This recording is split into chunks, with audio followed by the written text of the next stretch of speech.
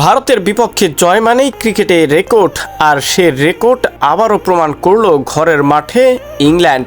350-এর বেশি রানের পুঁজি নিয়ে ভারত ইতিহাসে একবারই হেরেছিল, সেটা এই ইংল্যান্ডের বিপক্ষেই। হেডিংলিতে সেই ইতিহাসেরই আবার পুনর্মঞ্চায়ন হলো।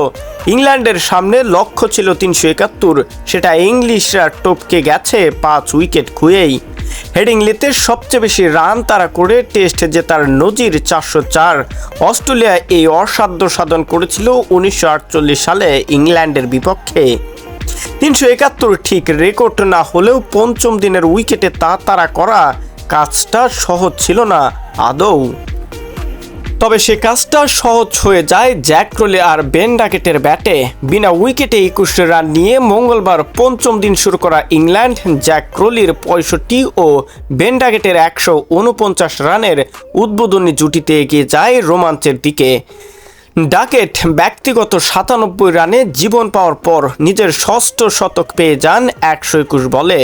ব্যক্তিগত 42 রানে রক্ষা পাওয়া ক্রলি 111 বলে 50 পূর্ণ করার পর 65 রানেই থামতে হয় ভারতের বিপক্ষে এই ইনিংসে। ভারত তাতে ম্যাচে ফেরার পথ খুঁজে পেয়েছিল। এক বলের ব্যবধানে ক্রলি ও অলি পোপ 8 দুজনকেই ফেরান প্রসিদ্ধ কৃষ্ণা। এরপর শার্দুল তুলে নেন আরও এক উইকেট, যার নাম বেন ডাকেট। এরপর অধিনায়ক বেন স্টোকস জাদেজাকে রিভার্স সুইপ করতে গিয়ে 33 রান করে ফেরেন।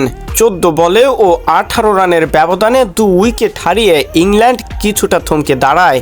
তখনই দায়িত্ব নিজের কাঁধে তুলে নেন জো রুট। তার 50 স্বাগতিকদের নিয়ে যায় জয়ের আরও কাছে। ইংল্যান্ড তখন জয় থেকে 20 রান দূরে।